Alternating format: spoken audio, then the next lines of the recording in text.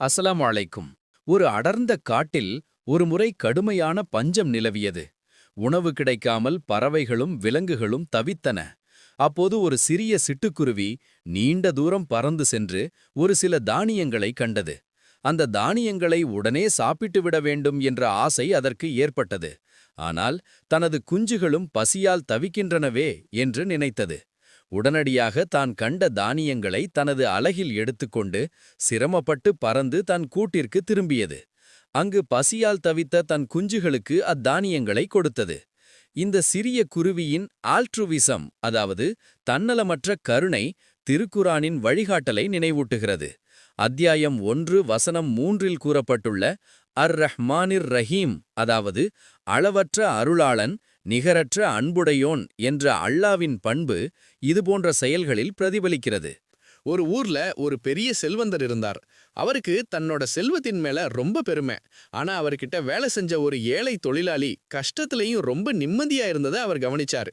ஒரு நாள் அந்த செல்வந்தர் கேட்டாராம், உன்கிட்ட எதுவுமே இல்லையே, அப்புறம் எப்படி இவ்வளவு சந்தோஷமா இருக்க?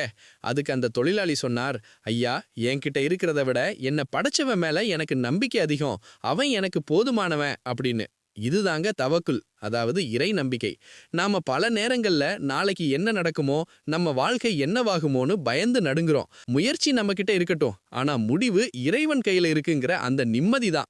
திருக்குரான்ல அல்-கசாஸ் அத்தியாயம் 28 வசனம் 60ல இறைவன் சொல்றான், உங்களுக்கு வழங்கப்பட்டிருப்பதை எல்லாம் இவ்வுலக வாழ்வின் தற்காலிக சுகங்களும் அதன் அலங்காரமுமே ஆகும். ஆனால் அல்லாவிடம் இருப்பதுதான் சிறந்தது மற்றும் நிலையானது.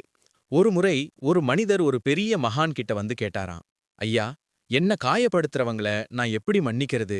என் மனசு ஏத்துக்கவே மாட்டேங்குதே அப்படின்னு. அதுக்கு அந்த மகான் சிரிச்சுக்கிட்டே ஒரு காலி பைய கொடுத்து, உன்னை யாரெல்லாம் காயப்படுத்துறாங்களோ அவங்க பேரை ஒரு உருளைக்கிழங்குல எழுதி இந்த பைக்குள்ள போட்டுக்கோ.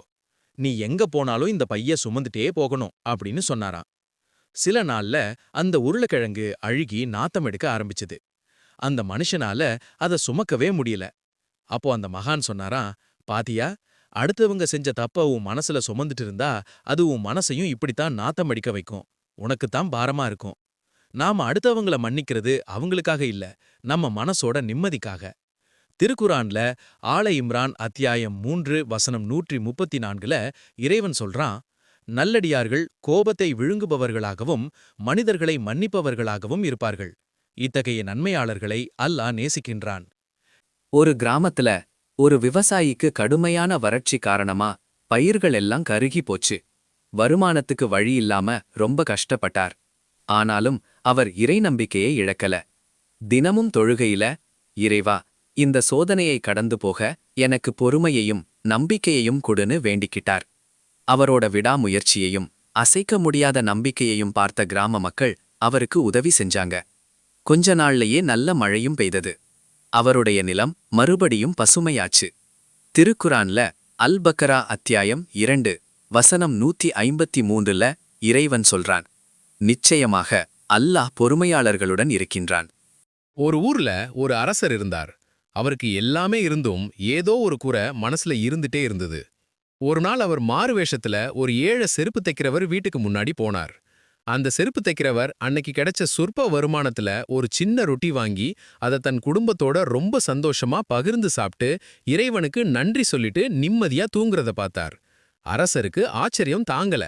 நாம இவ்வளோ பெரிய அரண்மனையில இருந்துட்டும் கிடைக்காத நிம்மதி இவருக்கு எப்படி ஒரு சின்ன குடிசையில கிடைக்குது அப்படின்னு யோசிச்சார்.